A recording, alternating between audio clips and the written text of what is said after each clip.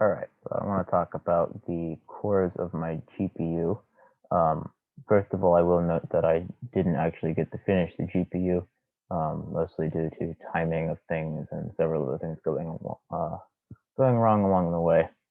So, as well as this simulation essentially almost entirely breaking Logisim at some point, to the point where it just wasn't able to keep up with what it needed to do, um, which was somewhat unforeseen. Anyway, um, so I'm going to start with the core here. So within the core, first thing, there's registers. There are 4 registers, which I've stored as RAM in Logisim because it was more efficient. There's also a special T register up here, and I'll kind of talk more about what this is used for. It's primarily as a temporary register to store things when information is being moved around, but it's also used as a place to store an address. There's also the instruction pointer, which stores the address of the next instruction to execute. And ALU, which right now is fairly simplistic and only does about 4 operations. Although normally in a GPU it would do much more than that, like trigonomic operations, maybe some things related to physics, AI, graphics in particular. There's also a block of of RAM here, which is for local memory. The GPU also have global memory, which is shared between all cores, but because of data races, that can be a little bit slower. Um, so there's also this local memory here, which is a lot faster for a core to access. And there's also the CU here, which sends out signals to all of these components, instructing them about how data should move around the GPU. All right, so I'm going to switch over here to the control unit. Inside the control unit here, so first of all, I'd like to note the instruction input here, which is then moved down into the instruction register, which stores the instruction that was just fetched. This only happens when it's requested, which isn't necessarily every clock cycle. I'll explain. So every instruction is also broken down into a sequence of micro instructions. I did this because it was a lot easier to maintain the control unit when I changed to micro instructions. I didn't have to hardwire everything as much. And I actually have a separate program that in Python that takes a YAML file and converts it into the micro instructions. So the first 8 bits of the instruction here are used and pushed through this ROM block here that converts the first 8 bits into the address of the first micro instruction stored in this ROM block over here.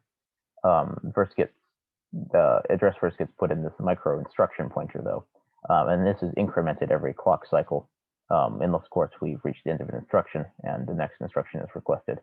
And then the current micro instruction goes up here and is decoded into one of these 16 possible micro instructions, but 4 of which I did not use.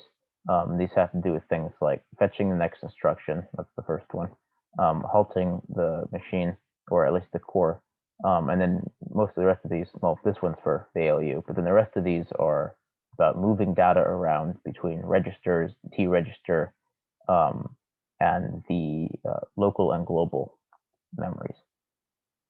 And then over here, this whole section here, well, a lot of this is about taking the, well, it takes the current instruction that is executing and decides what these output signals should be to control the data flow around the rest of the core.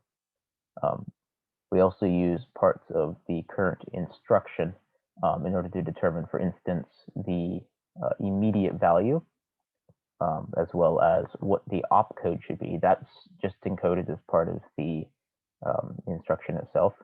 And then also which registers to actually use. The instruction might actually embed more than one index for a register, and we can pick which one we need here based on the current micro instruction.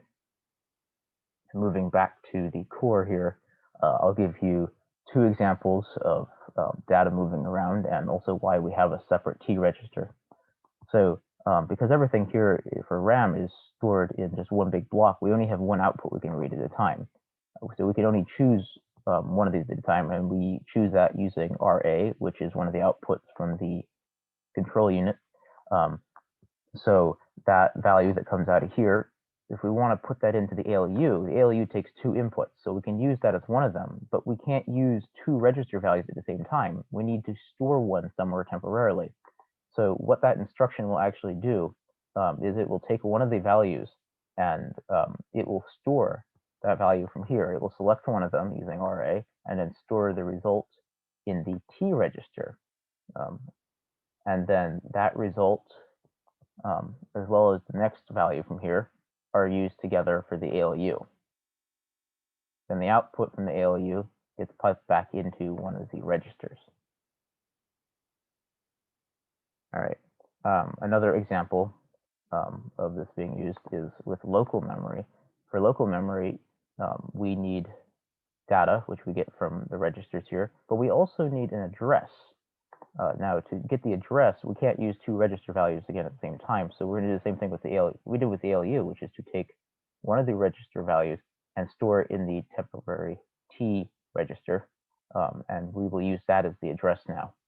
So that will get put in here, and we'll use a different register value here as the data in, and that allows us to write to here. We could also do something similar to actually read from it. We'll store value in T first, and then the output will just go back into a register. And of course, you can also read and write from global memory, hence the data in and data out. Data in is also used to fetch the next instruction.